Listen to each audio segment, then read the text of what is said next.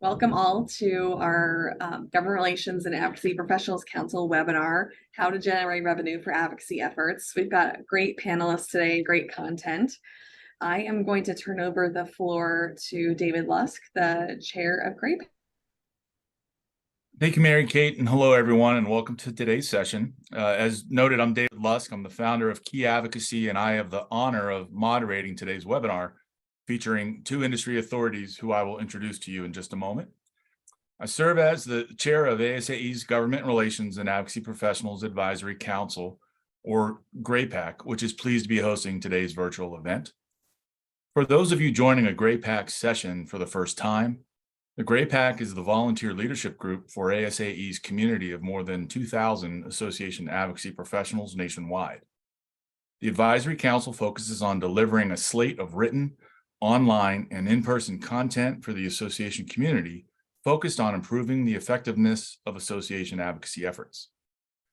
Those of you joining us for the live version of this webinar are eligible to receive 1 CAE credit for attending. Also, this session will be captioned to aid those in attendance. You may submit any questions that you have for today's speakers in the chat box, and we will address as many of those as time allows. So now on to today's topic and distinguished panelists.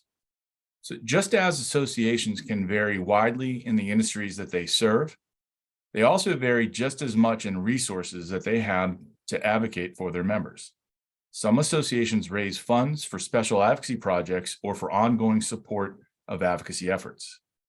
So here to share with us some ideas about how you can raise funds to support your own association's advocacy efforts are two members of ISSA's GRAPAC, John Nothdurft and Michelle Lee, who also incidentally both serve as co-chairs of our GRAPAC Education and Programming Subcommittee. So we'll begin by having each of our speakers tell us a little bit about themselves and their organizations to set the stage for our discussion. So John, why don't you go ahead first, please? Thanks, David, and thanks for everyone for joining us. Been an honor to serve on the GRAPAC and with a bunch of other folks who are industry professionals and really leaders. And this is a really interesting topic, I think, that really touches on all of us. But my name is John Nothdurft. I'm Director of Government Affairs for ISSA. So we're the Worldwide Cleaning Industry Association, made up of about 10,500 members across the world. We're kind of unique in that we actually represent the full supply chain of cleaning. So manufacturers to distributors and then also end users. So a lot of times we look at issues from 360 kind of throughout the supply chain sort of sentiment. As a little bit of background, I think it's important. I started with the association in 2019, and we had basically no government affairs efforts, really no committee. We kind of kept the lights on, but that was about it. So I've kind of built it up over the last 4 or 5 years. And obviously, as you want to grow, one of the often questions is, how are we going to afford this? So we had to get kind of creative, and hopefully this conversation will kind of talk about some of the stuff that I learned, stuff that we've tried, stuff that has failed. So really appreciate the time today. Great. And now let's hand things over to Michelle for a bit. Hello, everyone. I am Michelle Lee. I'm the Director of Advocacy at NTCA-The Rural Broadband Association. And I originally came to DC to work for Senator Orrin Hatch from Utah, but I've been with NTCA for 15 years now. Our association has over 800 member companies from across the US. These companies started as your local phone company in their rural areas, but now they provide high-speed broadband to those in their areas. So at NTCA, I've lobbied on telecom and tribal affairs issues and benefits issues. I manage our political action committee, and to try to support all of our advocacy efforts, I also raise funds so that we can do special projects and support our PAC operations. Great. Well, thank you for that introduction. So before we begin our discussion, just one last time, I want to remind everyone that any questions that you might have, please submit them via the chat box, and hopefully we'll get to all of your questions that you may have. So let's get started. First, can each of you briefly describe ways in which you've raised advocacy funds for your association in this sort of non-PAC, non-dues revenue environment? Why don't you go ahead and go first, John? Sure. So I would say kind of there's three buckets that we kind of are able to bring in revenues for the association. One of them was kind of predates me, which is kind of the typical paid events, webinar, something that's a little bit more, really providing some sort of key background or something that our members can't get elsewhere. So that's kind of the existing bucket. It's not a huge amount. We don't try to charge too much as it is a member benefit. The other aspect is kind of sponsorships. So, I'm sure many of the groups have some types of events. We have a fly-in event that we started. And so we try to sell sponsorships to kind of offset some of the costs of those, obviously doing the fly-in. The third bucket is really kind of, I would say, kind of miscellaneous, kind of true sort of fundraising contributions. And this is something that I started coming out of COVID, actually, because there were some selective events or selective issues that were really kind of pertinent to, like, either maybe it was a niche portion of our members, so that we couldn't really make the case that this was really impacting everyone, at least not directly. Indirectly, obviously, we only take on issues that do impact, but there were kind of some key issues that, I think we had members who were keen on the association taking a larger influence or impact on. So we've actually created what we call the ISSA Advocacy Fund for those types of kind of single issue projects. We do some fundraising that kind of overarching supports our association's advocacy efforts as well. But I will say, kind of based on what we've seen, those more generic fundraising requests of like support advocacy aren't really necessarily as fruitful as the ones where you kind of really figure out what issue or what sort of actions will move a member to actually, pay above their kind of general membership dues. So that's kind of the three buckets that we kind of focus on. Okay. And how about you, Michelle? Yes, for us, we at my association predated me. There was a tradition of holding events that were in conjunction with our conferences, and it would be an offsite event, and the money raised for that event would go towards our advocacy efforts. And so I've carried on that tradition. We have two big meetings a year. We have an annual meeting in February, and we have a fall conference in September, and we always hold events there. And then we also hold an event during our legislative and policy conference, which is here in DC.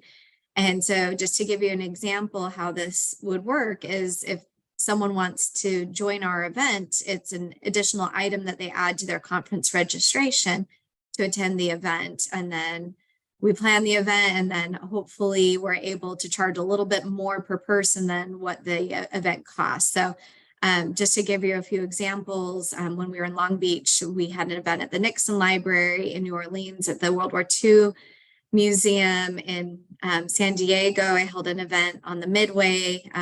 Also, I've held an event at the San Diego Zoo. When we were in New York, we went to the Broadway show Mamma Mia. In Nashville, we went to a show at the Grand Ole Opry. So finding a fun thing to do while you're at the conference. And usually if you're taking a big group, you can get a group sale discount on the tickets you're buying and able to generate revenue. So it's a fun thing. It creates something that the attendees look forward to doing as part of the conference, and then you're able to raise funds. So along with those events, like John was mentioning, doing some sponsorships. So you can sponsor a particular event if you want to sponsor an event, and we'll give you some benefits along with that, such as getting a reserved table at the event or something like that. Or you can just be a general contributor to our advocacy fund, and then we give those contributors recognition at our annual conference, thanking them for being contributors to our fund. Okay, I think I need to join your organization, Michelle, because my social life certainly does not measure up to what you're offering your members at these various events. Now, before we get into our next formal question, I have a real quick follow-up question to what you talked about as far as offering this as a sort of an add-on to an existing event. Does that tend to be opted in and members have to proactively opt out, or do they proactively opt in to participate in these additional advocacy events? Yeah, for us, they opt in. So when they're registering for the conference, there's the standard conference registration fee. And then there's some things that they can add on. Our foundation will usually do an event, and then we do our event, or they may add, there may be like adding a spouse ticket to the welcome reception. So it's just part of the conference registration process that they add it on. Right, but proactively adding it in, I think that you could really run the risk of alienating membership if that was already opted in. Just was sort of curious in case you did go that route. Okay, well, thank you. So next question then is to talk about political action committees and whether or not either of your organizations have a PAC. And if so, has that created any kind of confusion or challenges to raising funds simultaneously for a PAC and also an advocacy fund? So why don't we finish with Michelle? Why don't we lead with Michelle on this one if we can, please? Sure. We do have a political action committee, and this provides a great way for people to not take no for an answer. If someone says, oh, our organization, for us, we have corporate members, so we have to get prior approval from our corporate members. We may have corporate members that have already given prior approval to another trade association. So they may say, oh, we can't participate. We're already participating with this other PAC. Having an advocacy fund lets them still contribute. You also may have organizations that say, oh, we don't feel comfortable with, wanting our individual employees having to give individual dollars to a PAC. Then we can say, oh, well, as a company, you can make a contribution to our advocacy fund. So it really gives you a great way, if someone's telling you no on the PAC front, for you to still get support for your advocacy efforts. Okay. And John, how about with ISSA? Yeah, so we, like I said, we're kind of new in terms of having an advocacy department. So we actually opted to go this route rather than start a PAC for various reasons. So it hasn't caused any confusion. Now it does kind of lead the question we oftentimes get is, hey, this is great. Do you also have a PAC? So we have kind of done almost the back door where now we're getting questions about if we are planning on starting a PAC. I will say the one good part about an advocacy fund or whatever you want to call it, as opposed to a PAC, is there aren't as many, obviously, of the regulations. We, can take unlimited funds from, whether it's individuals, companies, even non-members per se could contribute to such a fund. So it does kind of open itself up to maybe folks who aren't always hit up all the time. We have a couple issues that while it's really focused on our membership, we've been able to find either our member suppliers or others kind of either up or down the supply chain that are also interested, that have kind of come on board and supported our efforts because maybe their trade association isn't working on this issue, or they just want to help the member company who is in support of it. So it's been kind of interesting. It does kind of give you a little bit more avenues to try to go after it, because I know for at least our association, we have a lot of members, but there's of the larger members that can write kind of the bigger checks. I mean, we're trying to get them to commit to education, renewing their membership dues, attending or sponsoring the trade show. So there's a lot of asks. So we try to make sure that it's kind of unique and trying to make sure that, we can kind of expand that sort of base. Got it. And I don't know if that was a bit of a plug, John, when you kind of said, well, you don't really have to be a member of our organization to contribute. So everyone should probably expect John to suddenly put the link to his fundraising page in the chat at some point. Oh, I will. Yeah, for sure. So we're certainly seeing money coming in from these types of funds, and we're, asking something of our members. So what then are some of the benefits that you give to those who have contributed to these funds for your organization? I don't know who wants to lead off on this question first. I'll go first. So we do have a list of benefits, and I will actually share it just because it's a little bit helpful. So we do have kind of different levels of contributions. What I've found is trying to bundle some of the stuff that we would normally do. So like, one of our benefits is you're listed as, say, a certain level sponsor of our fly-in. instead of trying to go back to the same company for the fly-in, for this other webinar, we try to kind of bundle some of those benefits. And we found that kind of useful in terms of kind of just showing some value. We do have kind of a set level. So if you're part of our government affairs committee, to be eligible, you have to be a certain level of a member, or you do, we highly encourage you to contribute to the fund. So there's different things like that, but, we try to, we have a regulatory update that goes out every other week. So part of that is you could be a sponsor of that. That's included in it. I'm looking on here. You're listed in our magazine. So we try to identify like who's contributing to it. At our trade show, we have signage, webinars. Sometimes we'll list them as a webinar sponsor. So we try to kind of basically fill in stuff that we are already doing or would be doing, but try and also identify those who have really kind of contributed. So that's a couple of the different ways that we kind of highlight them. Okay. And Michelle? We do some similar things for recognition. So if they are a company that's contributing just to our advocacy fund, we'll thank them at our PAC has an annual awards breakfast. And so we include a thank you at that event, throughout conferences in, those rotating PowerPoints that you do for your sponsors, signage near our PAC booth to thank them. But when you're doing events, you can also find some more creative ways to thank your sponsors. I'll often I'll send an email out to our event attendees with details on logistics. And so I can include a thank you to sponsors from that. As attendees are riding a bus to your event, you can have someone get on the mic on the bus and thank sponsors. If you do any type of announcements from a stage, you can thank the sponsors.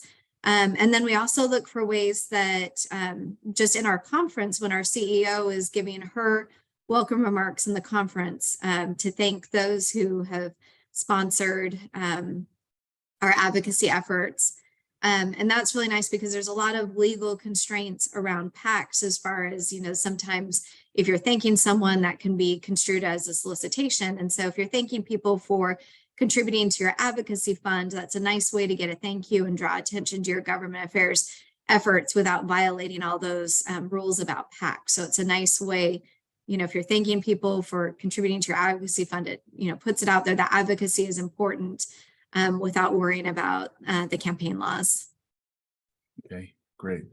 And I just want to note for our ASAE staff that are helping us sort of monitor this session, John posted the link, and I'm not certain if that has gone out to all of the attendees. So, because it looks like it may have just gone to hosts and panelists, but if they could perhaps share that link with those who are in attendance, that would be helpful. Just wanted to verify that. So, all right. So next question then. So outside of these funds received, what are some of the other types of benefits that are realized by raising advocacy funds from your membership?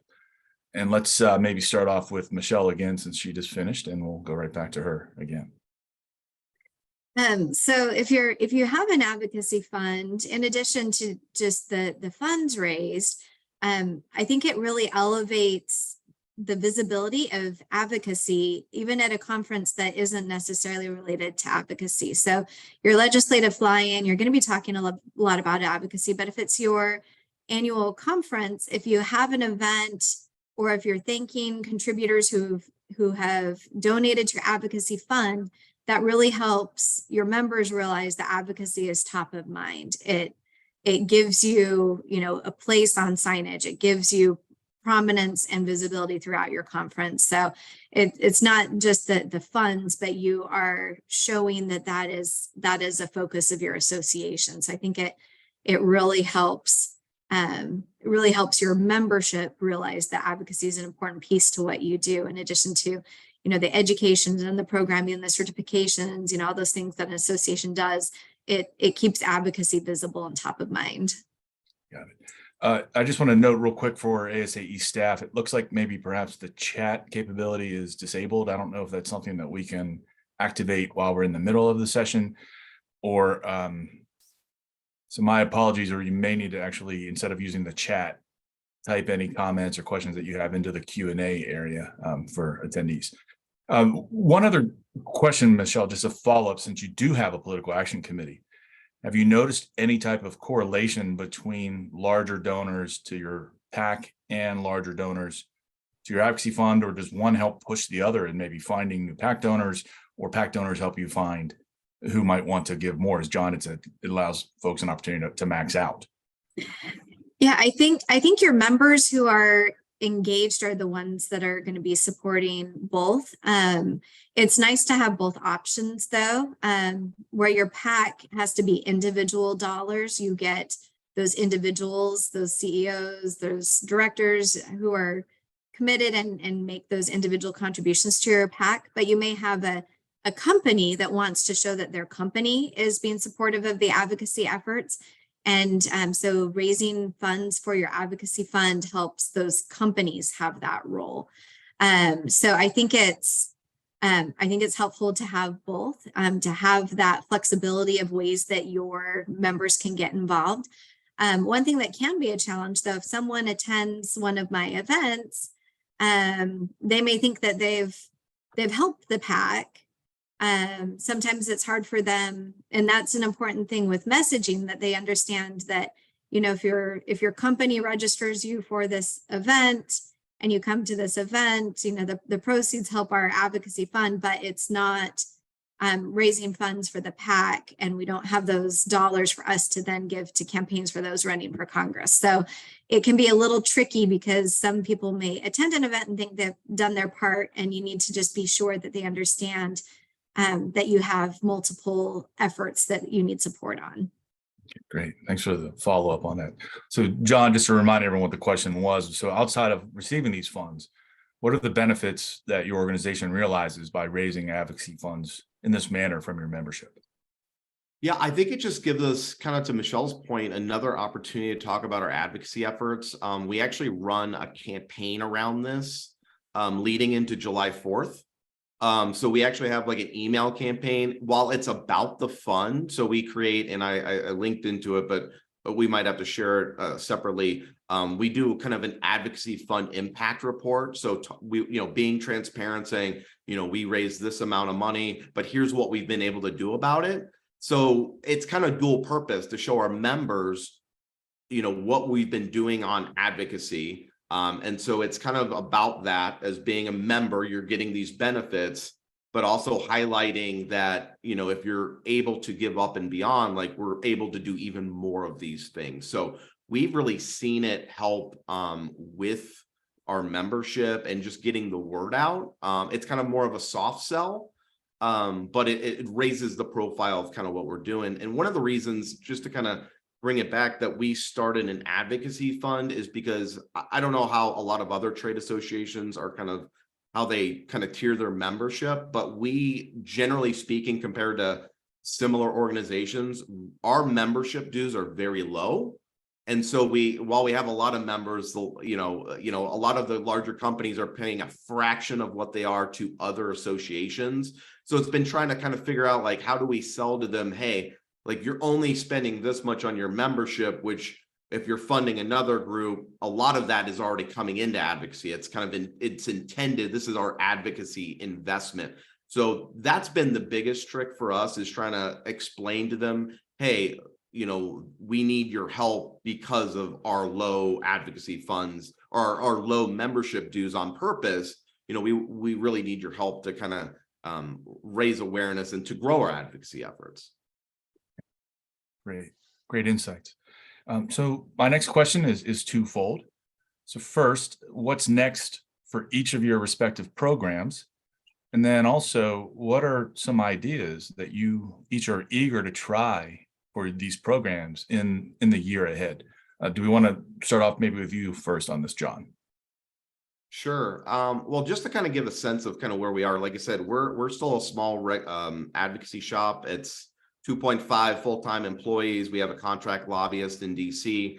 We were probably spending about $250,000 total. That's all in for advocacy when I started. When I was brought in, we're about double that. At the beginning, we were probably bringing in 10 to 15% of revenue to kind of offset some of that. So of our total budget, about 10 to 15%, almost all of that was paid webinars and paid events. Last year, we brought in about 25% of our total expenses, and we're projected hopefully to be about 40% of a larger budget, bringing in revenues to offset. So almost half our budget, hopefully by the end of this year, will be offset by revenues we've been able to bring in. And so we're just trying to figure out how to grow that. We've been really successful in identifying a very key issue that's relevant, like hyper relevant to a subset of our members, that we felt like they understood why we wouldn't necessarily take this on as much, or they just want an expansion of what we're trying to do. So one of the examples, we have a campaign around ending period poverty. So trying to get menstrual care products in away from home facilities, mainly education facilities. So we've had about 16 states that have passed that. So we've really been able to generate revenues out off of that. And so we're trying to expand that into other areas, right? So like, we don't have the funds to go out and hire state lobbyists in every single state on every single issue. But that's allowing us, if we get to where we want to go, we're in a handful of states on a core issue or on a key issue. They understand that they're helping us to do that, where we would not normally have been able to afford, a state lobbyist in a certain state. So that's what we're trying to do, trying to diversify, trying to identify those issues, or basically being able to go to our members and say, hey, if you want us to really invest beyond what we're already doing, we really do need those additional funds. And so far it's been successful, but you're having to go back every year and renew folks, trying to get them to continue to invest. So it's always kind of a learning curve, and trying to figure out what's really going to move the needle and be able to generate revenues.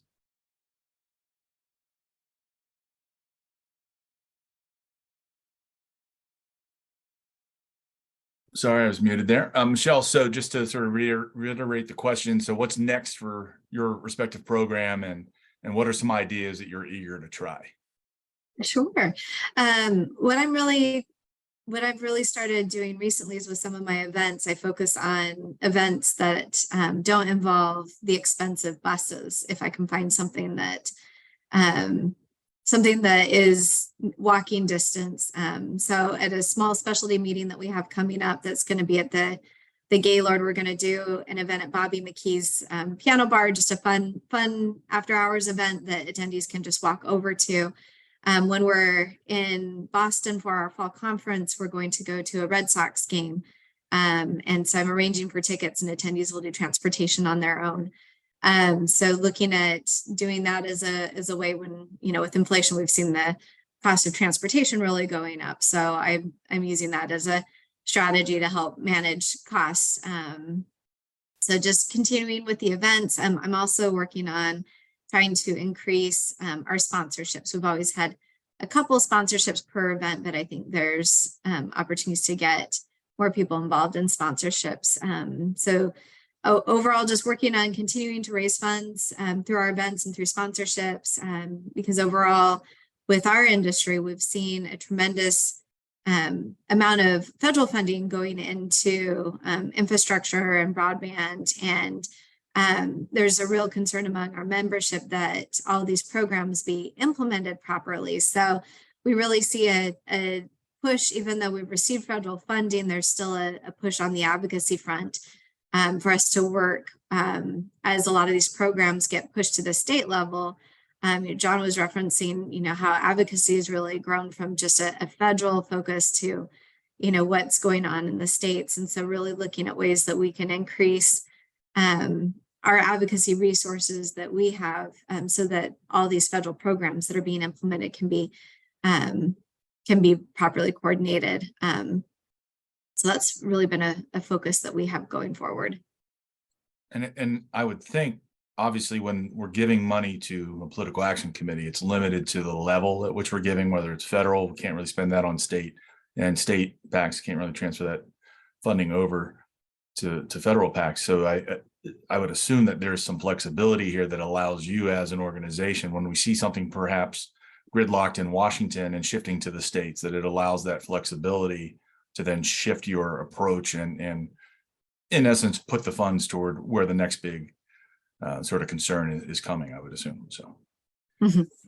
Yeah, If you've got a actually, couple- just to oh, go ahead. Sorry. dovetail on that, I'd say that is the really nice part about this, and we do try to make sure that our members are who are funding this have a say in it. So our government affairs committee kind of helps us dictate where those funds are used. But I mean, we've been able to use it on like a public relations campaign that we didn't know we were going to have to do. We've used it on specific state lobbying. So you do have some flexibility. I know some groups probably use it on polling or different things. So it is kind of a good case of being able to be flexible with some of those. We do have some stuff that's more directed at, I mentioned our end period poverty campaign. So those funds can kind of only be used on that issue, but obviously there's a lot of overlap. So if that's sponsoring something at, say, the National Governors Association or something like that, while those funds are being used for that issue, obviously I'm out there representing the entire industry. So there are benefits, funding stuff that maybe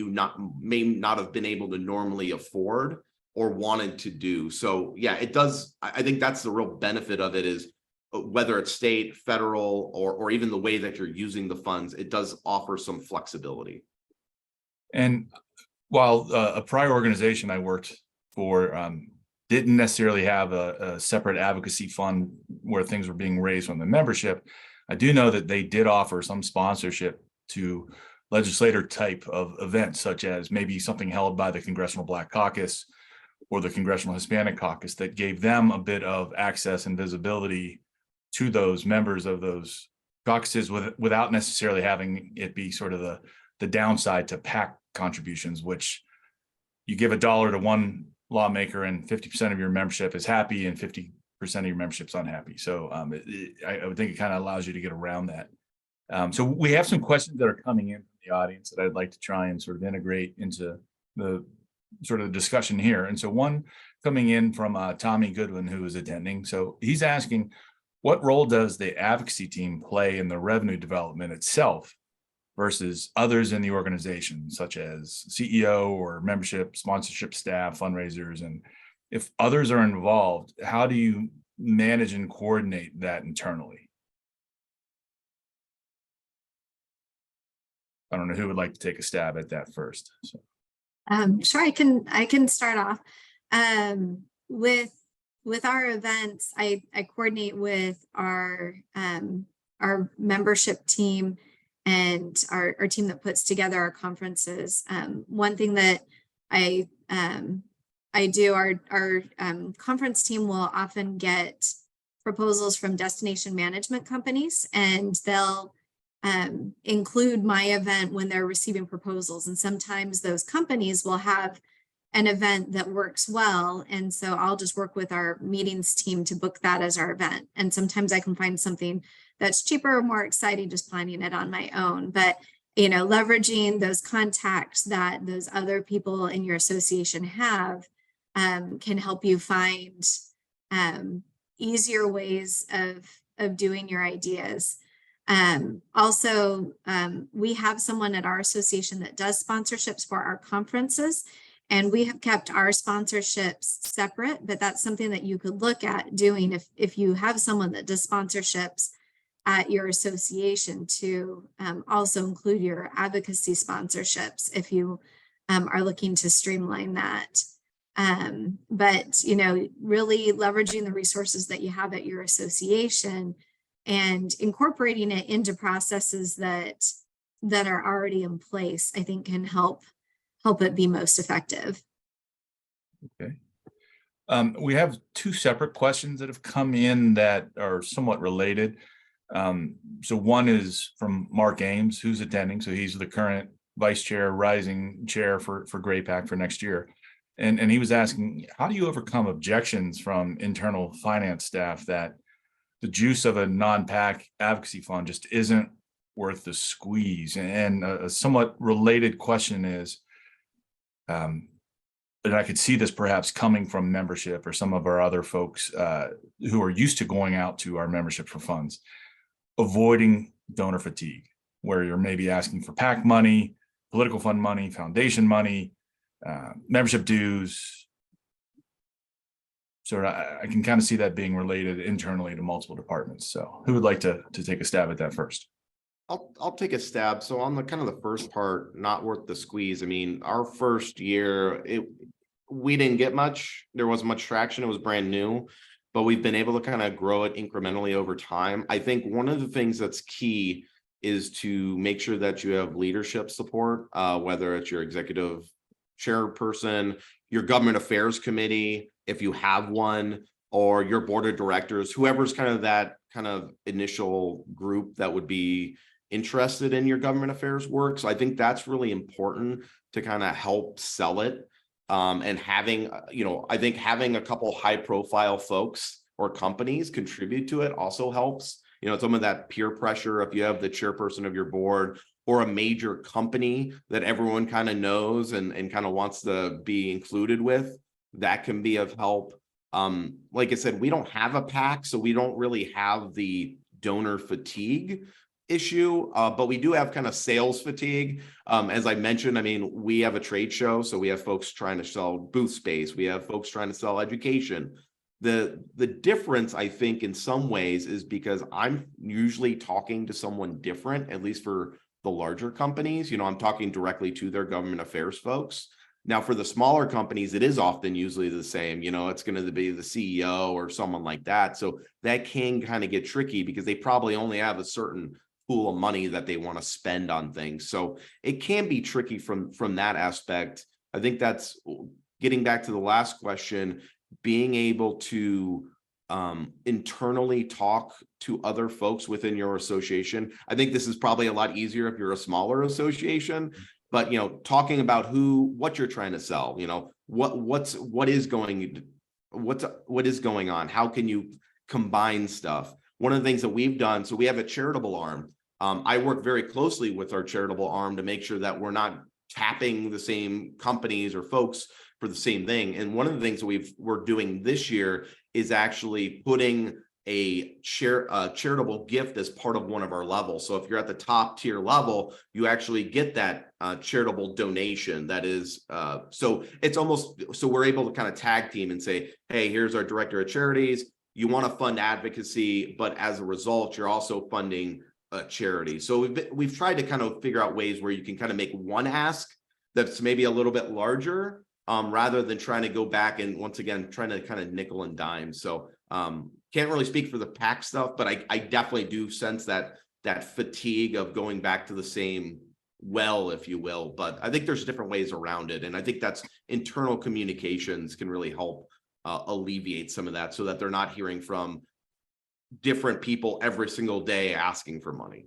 Right. And I think a lot of what Mark was talking about is sort of territorialism, and where there's no better way to overcome that than to kind of say, oh, if we do this, I'll also help raise some funds for your interests as well, so that we can get some more, not just leadership buy-in, which we know is very important in any organization. If we're asking folks to contribute to the PAC or do something and our leadership isn't doing it, then why should the lay member do so?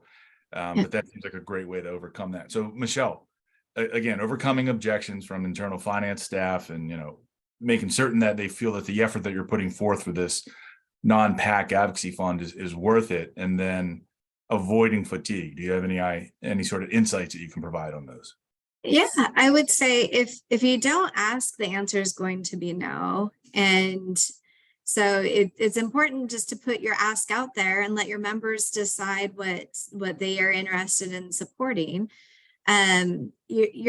Your members, everyone's getting requests. I get requests from our kids' school, raising funds for this and that, and my alma mater and church, and everyone gets requests for funds. So it's not going to be just coming from your association. They're going to be getting all kinds of requests all the time. And so I think you need to just put your case out there, what you need the funds for, try to coordinate the timing of the asks along with other asks coming from your association when possible. But just to put out there and, try to put the fun in fundraising if you can, to put together some benefits that they find value in, and that will make them want to contribute.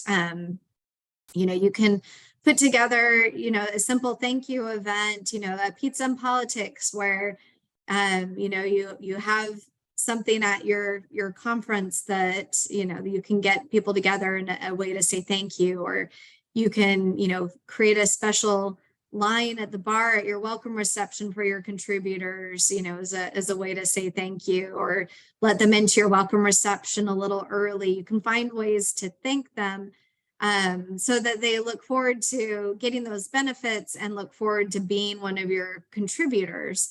So that it's not, oh, I'm just getting another ask. They can think of the benefits that they're receiving. They can think of the ways that they're helping your industry, and they are happy to support your cause. So, everyone's going to be getting fundraising requests from everywhere. So put together your benefits, make your case, and have that available to your membership. Okay, and another great question's coming in from our audience about structuring these fundraising goals. So are you, when you're making these asks, do you have specific, and it sounds like John somewhat does, specific categories or activities that you're trying to fund in public awareness, or perhaps even a contract lobbyist at the federal or state level? Or do you simply just try to maximize as much money as possible coming in the door and then plan what you have, or are you planning it first and then trying to fundraise? Well, I think there's a couple different ways to look at it. I mean, like for instance, our fly-in. I mean, we're hoping to try to receive sponsorships and enough to cover the cost of the event that we're going to do regardless. So in that case, like, we're going to do that. We believe that's very important as part of the issue. Our general advocacy fund is really more of a, hey, how much do you want us to do on an issue? So that one is kind of uncapped, trying to figure out like, what can we bring in to offset either existing costs or stuff that we know we want to go out and do. And so sometimes there is something specific. Sometimes it's a little bit more ambiguous. And so we will go to our government affairs committee and kind of ask how that should be used if there's a special project. But more recently, we have had a very, like I mentioned, our end period poverty campaign, because that does have a budget attached to it. So I actually just presented this to our advisory council. We have a small, medium, large budget, right? And this is kind of the bare minimum. If you want us to have an impact, it's this amount, and here's what we can do. If we can reach this kind of middle tier, that's, it specifically says that we'd fund 1 or 2 state lobbyists in key states, and then obviously the larger one where it's even more stuff. So we do try to outline being transparent. So it's a combination of things that we're already doing. We want to obviously offset costs, kind of the more sort of just, you really like what we're doing and you want us to do more of it, and then finding a key issue or something that has to be funded almost separately or above and beyond what you're already doing, and then laying out a specific budget with a specific ask. So it's kind of a mixture of all 3 kind of ways of doing it. Hopefully that answers it. Sure. Same question over to you, Michelle. So are you coming in with structured goals? Are you divvying up certain pots that you try to specifically get certain amounts for? Or are you just looking for the largest pot of gold possible? Sure. For us, there's a certain amount that we hope to raise each year to cover costs that we're used to covering with our advocacy fund, such as paying for our lobbyists to travel to in-state fundraising events. There's certain things that we're used to using our fund for, but really one of the beauties of our advocacy fund is that those are funds that we can use when a special project comes up, when we have a need. We can then immediately do it without having to get, budgets reconfigured. We have our advocacy fund to have those resources. I'll give you an example. We had realized that one thing that we could really use is a video to show how a Hill meeting works. We had some members that were interested in maybe coming out to Washington, D.C., but they weren't quite sure what they were supposed to say in a Hill meeting. So we put together a video where we had one of our lobbyists pretend to be a Hill staffer and one of our members do a mock Hill meeting, and we were able to bring in a videographer, film it, edit it, and share it as a resource to our membership, as far as, how this is how a Hill meeting works, and these are the things you'd be sharing. These are all things that you're ready to come be an advocate on the Hill. And by having our administrative fund, we could just decide that we wanted to create that video without having to go to association leadership or move money around in different budgets. We knew that we had the resources if we wanted to do that project. And I can really think of no better purpose than to raise advocacy funds to perhaps hire an outside consultant who might train your advocates on what to say on the federal. That's right. Just kidding. Okay, next question then. What about some resources that you might have found helpful that helps you sort of guide your efforts in raising these funds? Michelle, why don't we kick it right back to you? Is there anything that you found as, an advice column or something that's helped you out? Sure. I previously mentioned tapping into your meetings team. If you decide you want to do an event, tap into their resources that they have, or destination management companies. If you decide you want to go to the event venue, some people raise funds by doing auctions, either online virtual ones or on site. And there's several different software companies that you can use that really streamline the bidding. And we used a company called Handbid when we did our online auction. And so really looking at those resources that can make your job easy, because at the end of the day, you're a government relations professional, and you don't want to be spending all of your time on things that aren't related to government affairs. So when you are raising funds, use those resources that can help things be logistically easy for you. And just sort of connecting the dots a little bit, looking at an annual meeting or some type of an event, an online auction might allow participation by those who can't attend for one reason or another, whether it's personal obligations, traveling across the country, finances. So that's a good way to help them feel that they're a part of a bigger thing. How about you, John? What kind of resources have you found to be helpful? Yeah, so when I started with the association, we were trying to kind of brainstorm how we could do this, right? So I quite frankly looked at other associations. I tried to figure out what other groups were doing. One of them that I ran across, and luckily I had a connection there, was the National Restaurant Association. And they had a restaurant advocacy fund, and it was like kind of the first one that popped up. And so I reached out and set up a call with the person who runs it, and they basically said, yeah, we do a big golf tournament. And they were able to bring in significant revenues from that. Obviously they're a lot larger organization than us, but it just gave us ideas on kind of how you could structure some of these things. I was looking up, I think like the Association of Building Contractors. I mean, there's a lot of groups out there that have some of these funds. They're all kind of slightly different. They kind of offer different benefit levels, but I would say that's a real key. I mean, that's where I learned most of kind of the stuff that was out there, was just reaching out to peers in associations, whether they're similar or not similar, to just kind of figure out like what works, what doesn't work, just to kind of get some ideas. We haven't taken a lot of, not all the ideas, but I think you can kind of get a little bit of piece. But I don't think there's really, quite frankly, been a lot of focus on this, because there is so much focus on political action committees that I feel like this kind of gets under the radar. So it's that also creates issues, because when you're going to member companies and they're like, I don't even know what you're talking about. Is this a PAC? I mean, sometimes you have to explain, no, it's not a PAC. So I would just say, it's whether it's attending the ASAE conference, being involved in Great PAC or other associations, just reach out to peers and see what they do. That's where I've learned most of what we've been able to implement. Okay, great. And so this next question, I would have to think, is top of mind for a lot of our attendees. So for an association that is currently not doing anything to raise advocacy funds, what are the best first steps on how to get started? So John, why don't you take it from there, please? Sure. I would look at kind of what you're already doing, if anything. Start small, whether it's start trying to, if you don't already, start kind of doing smaller events, as Michelle kind of let I think that's a really good idea, because that's something where they don't have to necessarily be all in on advocacy to still want to attend the event. So it's kind of a soft sell saying, hey, do you want to do this really cool event, whether it's around a trade show, but it gives you another opportunity to pitch what you're doing from advocacy.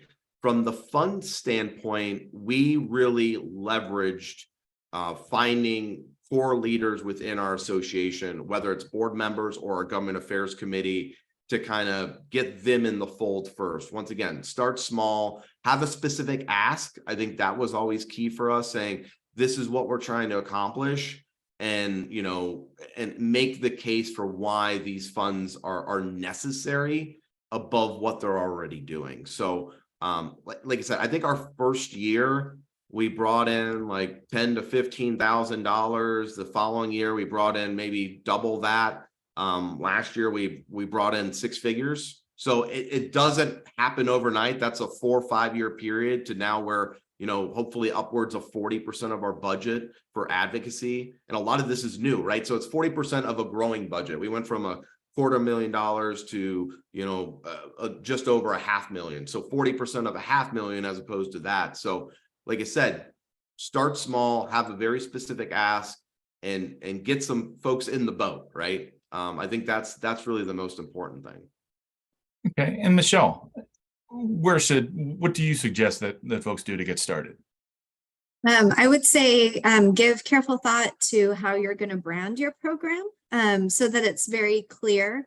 You know, if you have a foundation and if you have a PAC, you want to brand it in a way that people can tell it's different from those, to minimize any confusion that people may have as you're trying to raise funds. So think about a way that you can clearly communicate what the fund is for without it being confused with other entities that you have at your organization. And like John said, start small. If you want to do an event, you know, don't go book the Midway or, you know, do something really big. You know, start with maybe a sporting event where you can just buy a small number of tickets. And then if you sell out, be happy with selling out. And then that way people are going to know to register sooner for your events and not wait till the last minute. You know, to start with something that isn't going to have a lot of upfront costs. You know, doing something small, getting some momentum going, getting people, creating a tradition of doing things to support your efforts. And as John was mentioning, you know, steal ideas from others. He talked about getting ideas from other associations. You can also borrow ideas from the nonprofit community. You know, we've got so many charities and 501c3s, you know, the ways that they raise funds are ways that you can raise funds too. And so steal ideas from anywhere, even your kid's local school.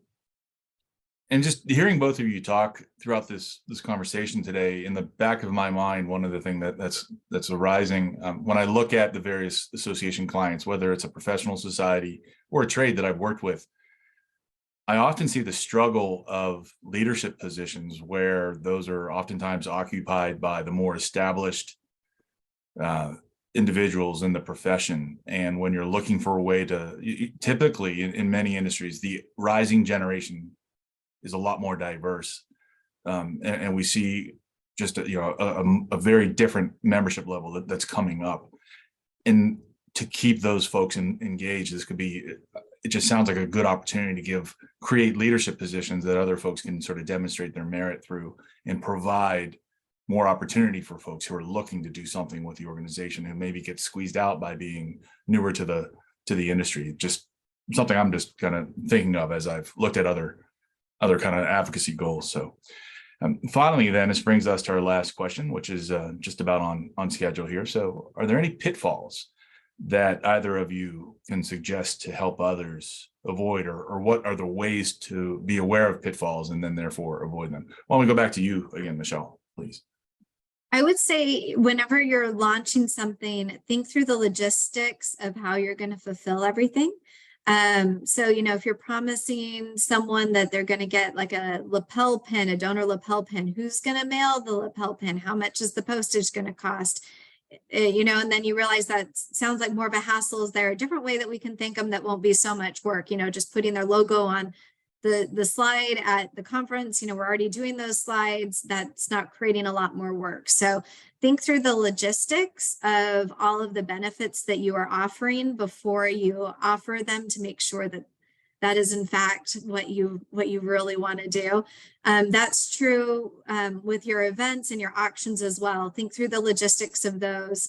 I saw a foundation that was holding an auction, and they had all of their stuff, all their donors shipped things to the association, then the association shipped them on site to the conference. And then after the conference, the winners wanted them shipped to them. So they shipped everything back to the association to then ship to the winners. And so when I did my online auction, I just had the donor ship the item directly to the winner. I just sent the mailing address information to the donor, who then shipped it directly to the winner. So try to think through all the logistics of the things that you are doing before you start about doing it. Don't say you're going to do something and then think about how, because you do want your focus as a government relations professional. You want to be tracking those advocacy issues. You don't want to be mailing donor tchotchkes. So think through the logistics of how you're going to take care of your benefits, so that you can keep your focus on your main job, but also have fun with these efforts as you raise additional support for your advocacy. And given who might be on this call, maybe some organizations that have pretty small departments, that's probably a really key pitfall to avoid, is logistical nightmare, so that they can focus on their actual job title. John, any kind of advice on pitfalls to be aware of, or to try to avoid, or how to do so? Yeah, what Michelle actually rang true. We ran into issues with that as well. We thought, oh, this would be a really great benefit that we could give kind of all levels, everyone from the donor of $50 all the way up. So we were going to have kind of a little ribbon on their badge at the trade show. And well, we ended up not having control of the trade show any longer. And so it was a lot harder to try to get some of those things in order. So I think that was really good advice. The other aspect, I think, always remember to not only thank your contributors to the fund, but also report back how it's been successful to them. So that's why every year we do an impact report. We highlight them. We explain how we was, you don't have to get into all the details, but explain kind of how the money was spent, the impact you had. I think that helps you both in renewing those those people, but also getting new people. So I think that's just really important, to be transparent and try to show that, you're not just giving money to this black hole, but it's actually having an impact that we wouldn't have been able to do otherwise. So I think that's one of the things. And it could be, it doesn't have to be like legislative wins, like listed off, but just show what you accomplished with kind of the funds. Yeah, comment from Tracy Morgan Hollingworth: under promise, over deliver. But of course, do we ever thank our members enough for things? Which actually brings us to our next comment then, which is thanking everyone who has joined us today.